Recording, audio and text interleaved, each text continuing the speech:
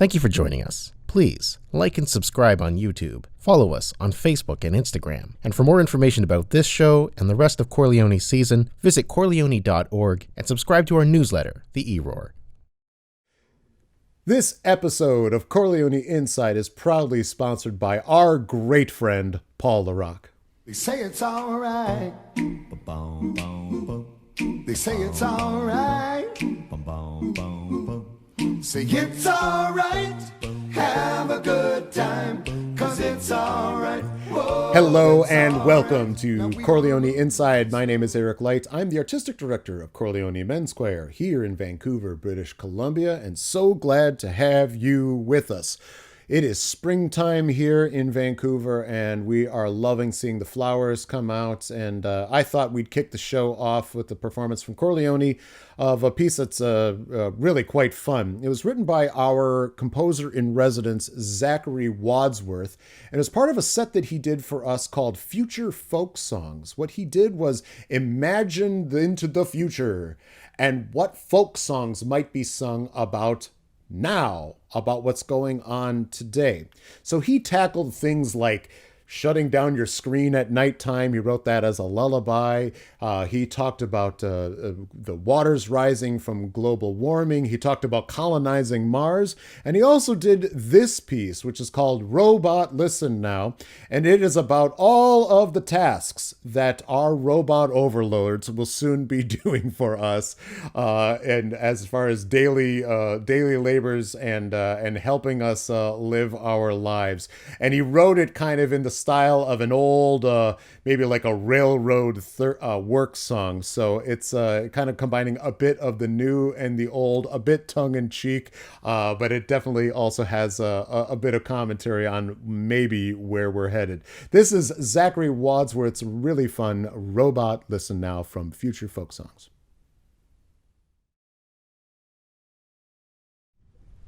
Robot, listen now, lift this heavy load. Robot, listen now, build this levee. Robot, listen now, pave this gravel road. Robot, listen now, drive this Chevy. Go spot all the robots working all day and night. Show hard steam and oil burning away so bright. No short working robots go without pay, so I might just sit back and watch.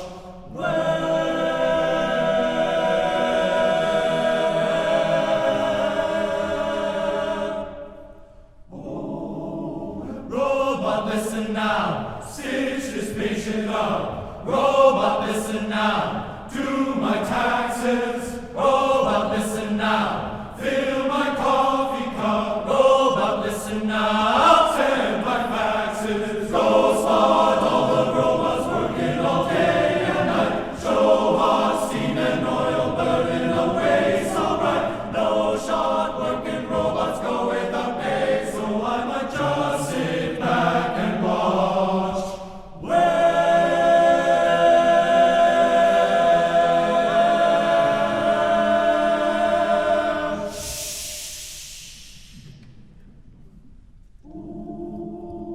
Robot, listen now, tuck the children in. Robot, listen now, feed the kittens. Robot, listen now, pour the finest gin. Robot, listen now, knit some mittens. Go spot all the robots working all day and night. Show hot steam and oil burning away so bright. No short working robots go without pay, so I might just sit back and robot listen, robot listen, robot listen, listen now.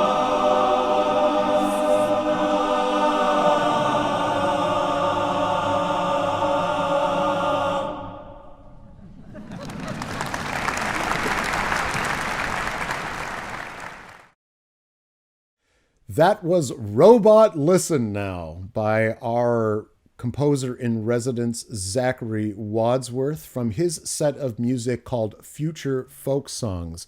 And I'm not sure if I'm looking forward to or apprehensive of a day when robots are doing all of those things for us. But that was a bit of a tongue-in-cheek take on the way robotics are entering all of our lives. I want to bring in our guest, Shruthi Rajasekar. She is a marvelous composer hailing from the Twin Cities of Minneapolis, St. Paul, and welcome, Shruthi. It is lovely to have you with us. Thank you so much for having me. Oh, it's just great. First of all, just tell us a little bit about yourself and your musical journey. Yeah, so I began in Indian classical music. I grew up in a household of music with my mom being an Indian musician. And then I encountered choir through school, and I loved it. I didn't know much about choral singing, but I knew I wanted to learn more. So I kind of kept going with that. And throughout all of this, I was writing music. So it sort of became natural then to want to write music that kind of is about my entire identity, and not just the Indian music and the Western music, but something that explores the space between. And it's quite amazing, you've had such rich and kind of organic experiences in both of those worlds, and the music that you're creating is I think really living in your own, which I probably, would you think, is sort of reflective of that background or inspired by that background, or how would you put that? Absolutely. Thank you for saying that. Yeah, I do feel the pieces are kind of in Shruthi world. So thank you for wanting to come into Shruthi world. Welcome. Yes, welcome. Absolutely. It's, I grew up with these such rich musical experiences that I was so lucky to have as a kid. I got to sit in on rehearsals of some of the finest music making that we have to offer in this state across a variety of genres and very, very different people. So I was just a kid in the back who had a coloring book, but never paid attention to it because I was kind of too enamored with what was going on. So that was the best way to grow up. What a great bunch of master classes you got before you even needed them. That's fantastic. I want to. Let's all enter your world here, and I want to play this for everyone. And we have this work, Ganam, that we have this video for. Could you please tell us about this piece, your process in creating it, and maybe a little bit of the why you made it? Yes. So Gana means singing in Sanskrit, and the idea was to think about the treatment of the Carnatic voice in its entirety, bringing that to a choral sphere. So one of the things that happens in Carnatic music is the voice, for better or for worse, is regarded in today's world, in today's Carnatic world, as the best instrument and the one that we kind of want to celebrate the most. So I want that get attitude. Behind that. That sounds. Yeah, we could use a little bit more of that kind of ethos, I think. Sign me up, yeah. So, and the reason behind it is, I mean, there's this idea that there's that, voice can do everything. The voice is so capable. So wanting to bring that spirit into choral work, into ensemble work, because a lot of the singing that happens, not all of it in Carnatic music, but a lot of it is solo singing. So bringing that idea and then bringing the ways that we approach the voice. So, thinking of the relationship that you have with the person sitting next to you who's singing. Sometimes the relationship of a choir is kind of this way, right? Like where you're kind of all focused on the conductor right there, right on screen with us. Yeah, and how could we not be focused on you? Right. Yeah. Let's move on. Yeah. But to think about your interaction with the people around you. So this is where aleatoric bits became a huge part of the piece. And then, of course, kind of the easiest thing to kind of spot about the piece is the fact that it uses a lot of Carnatic music and principles. So I had thought a lot about what kind of stuff do I want to bring in from a Carnatic tradition, and being a practitioner, I want to be super respectful in the way that I do that. So I would say the way this piece is a little bit different from maybe other pieces that attempt to do the same from other people is that I'm approaching it from within. And so I'm thinking about principles of different sort of structures and constructs and other ideas, and how they are, how they exist in an ensemble kind of setting. So coming from within, I think the result is actually quite different from just putting a raga in and saying we're going to sing a raga today. Rather, I'm thinking, okay, a vritam, even though it happens in a solo voice, has the capability, its nature is something that could inherently be polyphonic, actually. So, because coming at it from, I think, the other side of things is really what helped me to kind of imagine some rather creative ideas of how we can do that. It's just a really fresh sounding work for choirs here, and I know you're just taking so many aspects of different parts of your knowledge and perspectives in this. I love this piece. I want to play it for everybody. This is Ganam by Shruthi Rajasekar.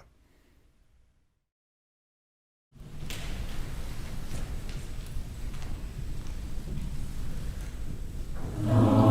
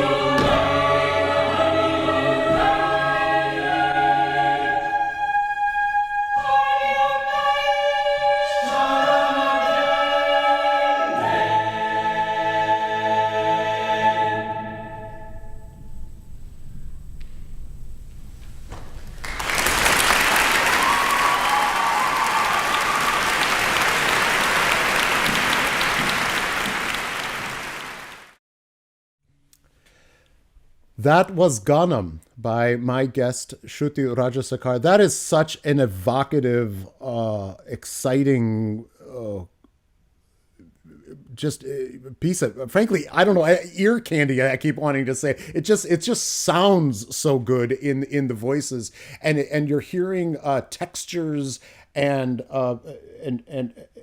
things that are maybe not the traditional Western choral music, and I just love it. Thank you so much. And I have to give credit where credit is due. The performers of the particular recording, Princeton University Glee Club, don't know if you can tell, but that was my choir too. So I had a personal relationship with the singers, with the conductor Gabriel Crouch, and the soloists. You know, we spent I think a total of something like 18 hours in workshop, training different students who wanted to learn the style, and basically trying to figure out this material that takes like probably on average 10 to 15 years to learn in Carnatic music. This was advanced ideas that we brought in. No, we're not bringing in the first lessons or anything like that. How do we bring it in an appropriate way, but an interesting way for these very well-trained voices, but maybe voices that are new to Carnatic music or newer to it. So those soloists were not trained in Carnatic music before this concert. Well, and you bring up, I think, a really important issue and question that I have.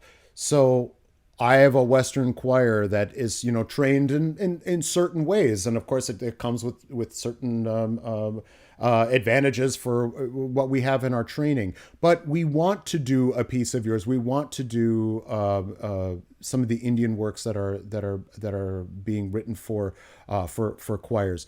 What would you have like a basic like 3-step approach of like people you should talk to, processes you should go to, things you should do, things you shouldn't do on your just beginning checklist to help make sure that you're doing this in the right way, in the respectful way, in the way that's going to create the most understanding between cultures and respect? Yeah, it's a great question. Let me see if I can do it in a quick summary, because I have a lot to say about this. Right. I think this piece actually taught me some things about how to do this. I think the first thing is to invite the singers and maybe even the conductor too to do their best to try to understand the music on its own terms.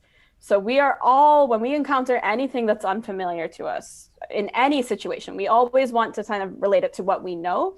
Totally understandable.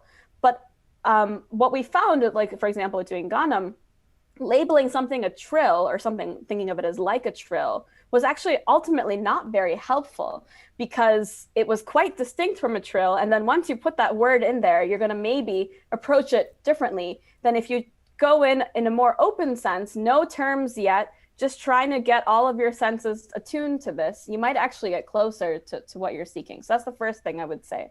The second is latch onto a practitioner if you can, and see if you can get the resources to also support them. I know that all of us right now are hard pressed in that way, but sometimes like grants and other kind of organizations, they want to see collaborations that go beyond just a piece. They want to see you actually like learn and work with each other. So see if you can get that kind of support and get a practitioner in the room, and they will also be able to point you towards the third thing I would say, which is the resources to listen to on your own. It can be really hard with the internet is great because literally like just about everything in the world is now on there, but it's hard to know where to start and where to know what are the parameters of how this music is judged. What we might think of as this sounds really good if we're listening to something new. We actually don't really know enough about that tradition to judge it on its own merits. We'll be probably judging it from the things that we value in music. So a practitioner can then help also guide your listening. And as you become more and more open, it's good to have a voice or even a couple voices kind of leading you through that. That was astute. Since you had no idea I was going to throw that question your way, you came up with 3 things real fast there, and that's we should all write that down because I think it's super duper important. I want to play another piece for folks here, and this is a work called Devotee. And can you tell us? This piece, it sounds like it has like an amazing story about its creation and what it's about. Yeah, believe it or not, it's heavily inspired by Reinberger's Abendlied. which whenever I say that, people don't really hear Huh? that. Yeah. But I guess, I don't know, the cliche is that I was learning German, so then going back and singing that piece was that much more meaningful, basically, to do that. So then I started looking at different settings of that same text, which is from, I think, the Book of Luke. And I came across this Bach cantata, and it had lots of different texts in it that was very, very interesting. And then there was this one bit that was anonymous.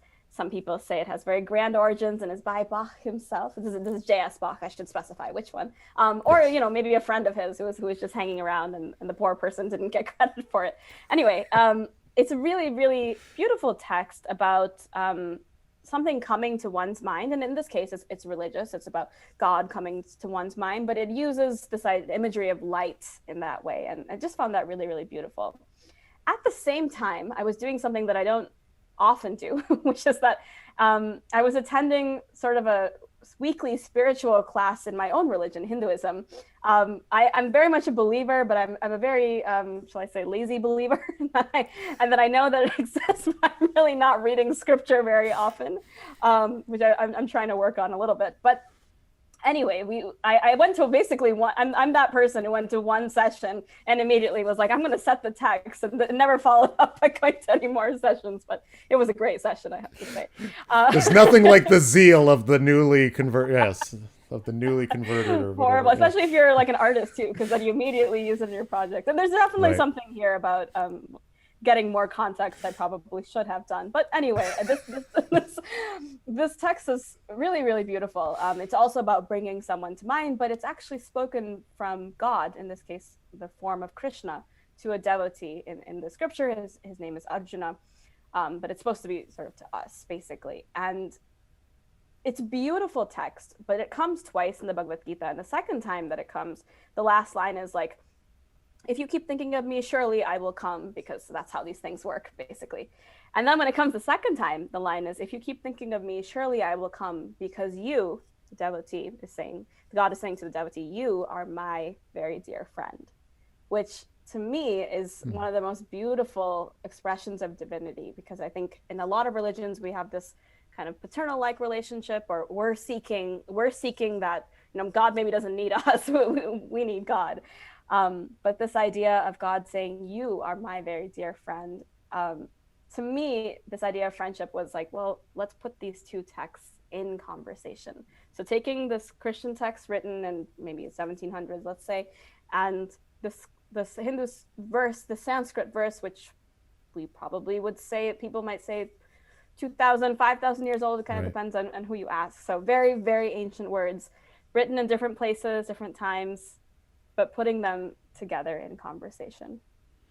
That's beautiful work. This is Devotee, Shruthi Rajasekar's wonderful piece.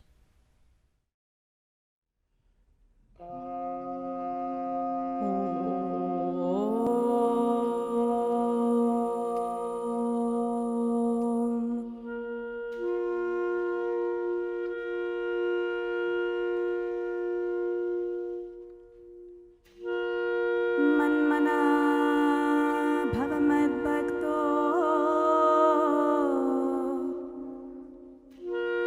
मद्भक्तो मद्याजे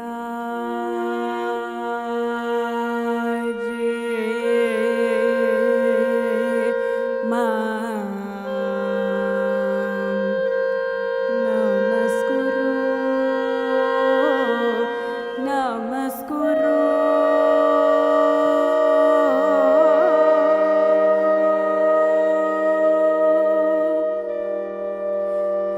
नमस्कुरु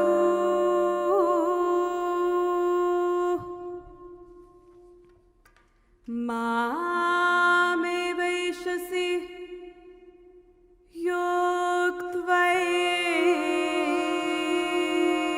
योक्त्वैवम्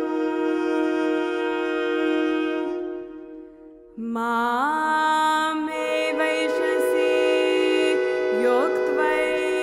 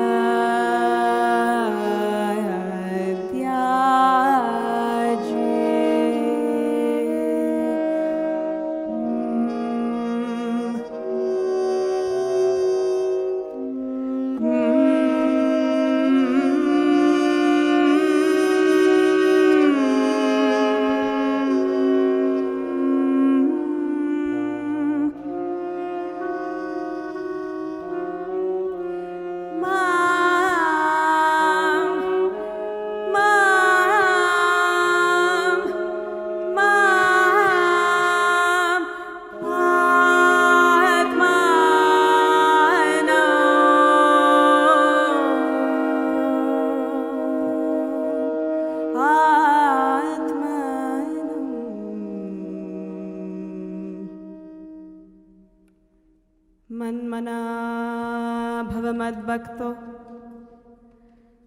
मद्याजे मां नमस्कुरु मामे वैशसि युक्त्वैवम् आत्मानं मत्परायणः मन्मना भव मद्भक्तो मद्याजे मां नमस्कुरु मामे वैशसि युक्त्वैवम् वैशसि युक्त्वैवं माम् एवैशसि युक्त्वैवं माम् एवैशसि युक्त्वैवं माम् एवैशसि सत्यं ते माम् एवैशसि सत्यं ते माम् एवैशसि युक्त्वैवं सत्यं ते युक्त्वैवं माम्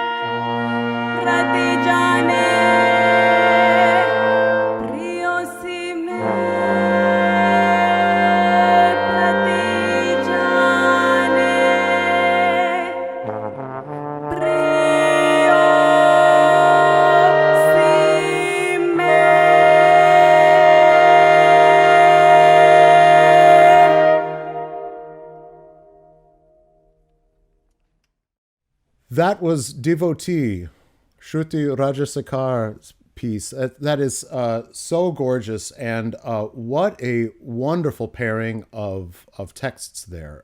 Thank you for seeing that connection and making that come together in that piece. It's just beautiful. Thank you, and thank you for putting it like that. But this was one I also performed with friends, which is so thank you for just listening to me and my friends, I should say. Isn't that's what most of this is just us and our friends making stuff. Yeah, I miss it.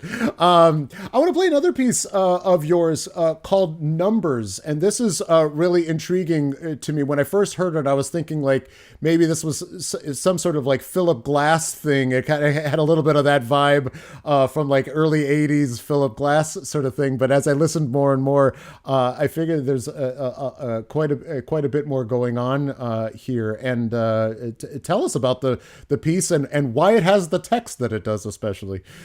Yeah, so I was part of a project with the National Youth Choirs of Great Britain. This is when I was living in England. And they had the theme of discovery as their kind of their year. And so that's kind of a broad theme to go with. And I think I was kind of intimidated by the size of that.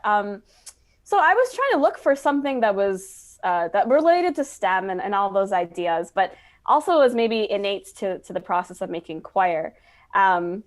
And it was so interesting to be part of this project because I was meant to be observing it, because for some of the people who are involved in it, they're not singers. So they were seeing choirs rehearse for the first time. And for me, it was such a strange reaction to be in the room. And I was like, I need to be sitting up straight. Like I need to have my pencil. I need to be ready to go. I mean, it was like ingrained. And the training that I have, some of my teachers and such too. So exactly what kind. So then to realize that, oh no, I could actually sit back and just observe, felt very, very luxurious. And as part of this observing, I started to take note of numbers and rehearsal in a way that I had never really noticed before. So for every singer, there's a lot of ways that we use numbers. Sometimes in warm-ups, we talk about certainly scale degrees, melodic intervals, and this is kind of the case for every musician, I would say. But 1 2 1 1 2 3 2 1 1 2 3 4 5. You know the exact warm-up I'm talking about too. But the thing that stuck with me most is what I would dread as a singer, but it's a useful tool, which is count singing. So numbers in rhythm and breaking it down in that way. And I realized there are so many applications of numbers, but then we put the text back on, or we basically put the clothes back on this music. And when we present it to the audience, it's all polished and ready to go. And I realized that, these numbers are so interesting too. It's like, I felt like I was an anthropologist, like studying like some new culture, except it was my culture. So it was the best kind of anthropology. I was looking at something I already knew. And that's where this idea of, okay, numbers as text, like numbers can be really interesting text when we focus on them. Then the piece sort of evolved in this very like large scale, different positional numerical systems is what they're called, which is a fancy way of saying counting. And basically looking kind of broadly in time at a few different systems we've had. One is the sexagesimal system, which is from Babylonian times, which is a base 60 kind of counting system. And I read a little bit about that, and I felt that little bit of reading qualified me to write a piece about it. You're seeing a theme here, aren't you? Yes. So that's where in the piece there's this idea of 59 being this number, because base 60, it resets after 60. And the other thing is that they didn't numerically represent 0 is what I read. They had the concept of nothing, but they didn't have a symbol for it. So the piece actually, that first part of it has no rests, basically. The poor tenors have to stagger breathe and sing the entire way. Poor tenors. Then the second section is the decimal system, and it's kind of written in 10/16, and the performance instruction is quirky because base 10 as a system is quite unique when you look at like what's going on in nature and in other places and patterns and such. It's kind of interesting that we've hit on 10. We have. And then the final is the binary system. So all of the numbers are zeros and ones, and kind of my imagining, very creative sense, my imagining of what all our machines kind of sound like if we were to just listen to them as zeros and ones. And then what's really special about this piece is there's one part in the score where there's an empty box. And sometimes people think that means I didn't finish composing it and I just left it blank. But there's a place where I invite every singer to write their own combination of zeros and ones. And there's some parameters given. But yeah, there's a moment in the piece where every person is singing a personal code. So sometimes people have done they've written their name in binary and all these things I don't even understand. But yeah, so this whole craziness comes from my love of choir, basically. But that's numbers. That's a fantastic story. And before we play this, I just want to also ask you, does a piece like this have a meaning, or is it more absolute music and you've used all of this, what you've just described, which is so just delightful? Is that the journey in and of itself? It's a great question. I mean, there's definitely a lot of myself in it. A small thing is that the first base 60 is, for a variety of reasons, it's in a raga called Chor Leoni. But you don't need to know that going in, but it's the notes are the scale degrees of that. And that raga is very unusual in that it has a 2 that to us would sound like a minor third above the tonic. So for it to be number 2, so there's a lot of little significance in that moment. I remember hearing that, like, why is that one 2? Why is that exactly? 2? Yes, Because it's called 2 because it's between our equivalents of like do and mi. But at the same time, what was crazy for me writing this piece is that the numbers, you're going to see a theme here with other conversations we've had, the numbers sort of became my friends and they became this so was before the emotional. pandemic, right? Unfortunately, yes. All right, I'm here to ask the questions that everyone wants to know. Some judgment. I'm not judging. No, I just want to know. There's so much emotion when a voice sings like digits. I had no idea until I was working with these singers. So that's when I started putting in even more performance markings like gentle and all these kinds of like tender, things, asking bassists. I think I said almost tender, actually. I didn't know if bassists could truly sing. No. Cheap shot. No. No, bassists can be extremely tender in all regards. Most tender. But But they became emotional. They became emotion laden. And that's not from me. That was from these amazing singers and working with them and realizing how much a singer can pack even into a number. Well, there you go. And I asked that question because I really found it a very expressive piece. And so I wanted to know from my own self. Well, without any further ado, Shruthi Rajasekar's Numbers.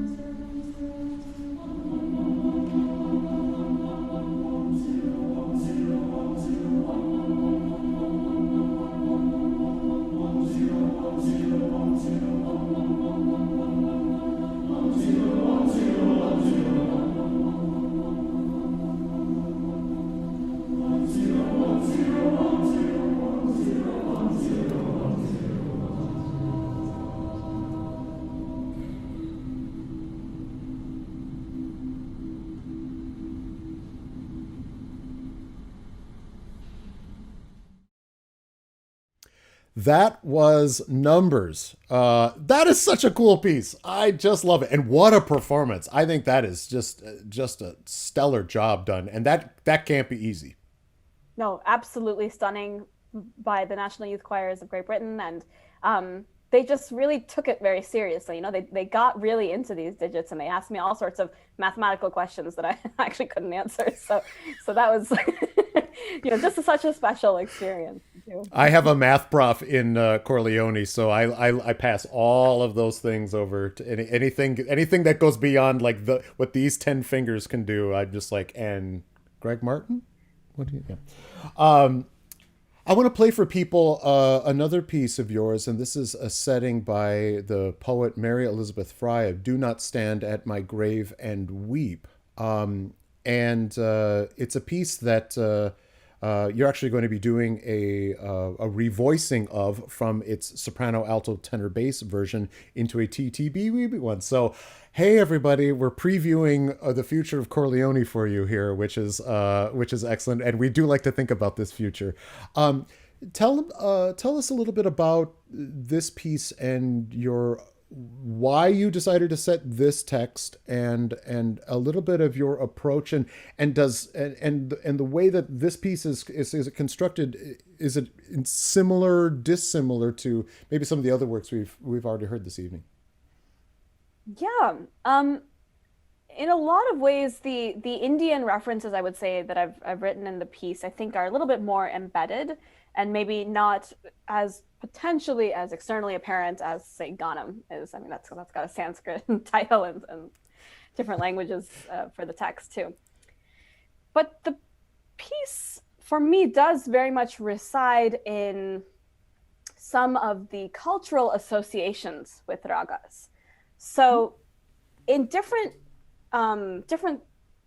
like sects of Indian societies, because India is a very, very diverse country with lots of different ethnicities. So in each region, there's kind of different associations with raga. So raga is a scale, it's a mode, but that's really only on paper. If you ask my mother, she'll say raga is a person that you conjure when you're trying to bring them into the atmosphere, and you're pleading and cajoling to bring them in. I mean, that's how much respect an Indian musician has for a raga. So, but we can still talk about them in terms of their notes and the combinations of notes. And in these different regions, there have been associations that this raga brings rain, and that this raga is associated with this time of day, and that this raga can be painted particularly in like kind of medieval times. This was very popular to do paintings of a raga, which would be kind of like, these were called ragamala paintings, actually. Which links to a word that I use in the program note for this piece, raga malika, which is a garland of ragas. But basically, they're just evoking different ideas and different connections with the ragas. And like I said, they're different region to region. So this is not, music is not absolute. It's what our, every culture associates different things with the sounds that we hear. But this idea of it evoking paintings of nature is always something I've loved. And so when I read this poem, I had actually never heard another setting of this, and that's unusual because there are a lot of settings of this piece, and people sing a lot of different amazing settings of this piece. But for me, looking at this poem, I just saw so many different ideas of nature, actually, and it is a poem about about grief and how we remember people, but I actually find it quite an uplifting poem. Actually, it's taking comfort in the fact that someone can, be existing in a different form. And again, from sort of my spiritual perspective, that's how I kind of see the world. I don't see us as having left. We're reborn and such, and all of this. So just these different pictures of nature, I immediately started making raga associations. And some of them are ones that are kind of established in the particular subculture I come from, but some of them are just my own associations of things that I was like, this is this raga. And so you don't have to know that to experience this piece that I've used, Charukesi raga here and Kalyani raga here, but it is very much a piece that's this, we're in this space, we're in this nature, this kind of world, and then we move to a different kind of world. And I do think everyone would get some sense of that too, listening to it. It's such a beautiful setting, and it's so tenderly set for the text. The harmonic language is, it really feels, so much of in the vein of sort of 21st century choral writing, I would say. Like it really feels in that vein. And I have to say, on the first hearing of it, I was struck by those aspects. So of course, that's what I'm bringing to it from my perspective. It's like, oh, like what a sensitive setting. Oh my gosh. And now she's going into this harmonic area, and that's what I'm hearing. But that is such even a surface reading of the level of intent and to understand the bones and the construction of what you've made here. And I'm just so happy that you've been able to share that your background and your thinking behind that. And I know I won't listen to it the same way ever again. And I also know I won't perform it that way.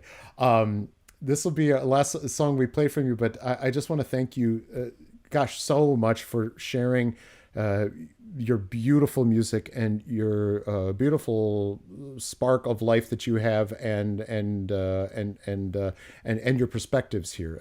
They're really needed, and I'm just so excited to get to know you more as the years go on, and do more of this fabulous work. So thank you.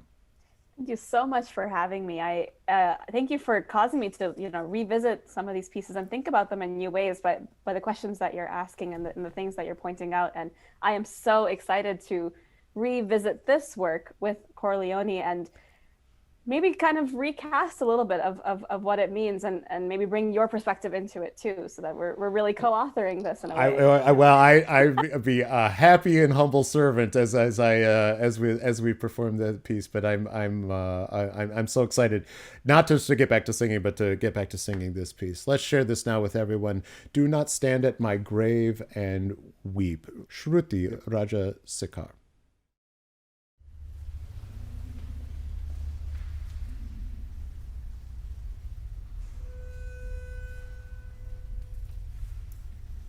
And we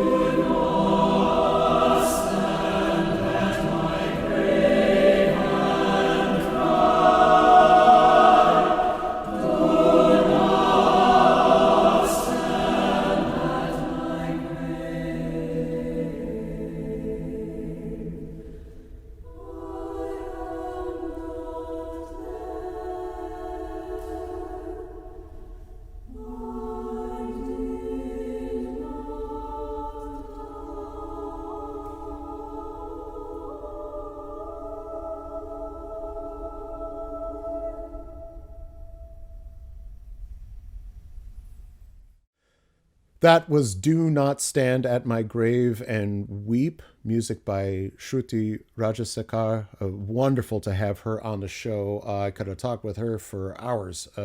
Just a fabulous musician, fabulous person. We will be back in 2 weeks. We will have another amazing composer, Sarah Rimkus, on the program, and I hope that you can tune in for that as well. In the meantime, stay safe, be well, stay well, and we will see you next time. They say it's all right. They say it's all right. Say it's all right. Have a good time, 'cause it's all right. Whoa, it's all right. Now we gonna move it slow. Up in the lights low.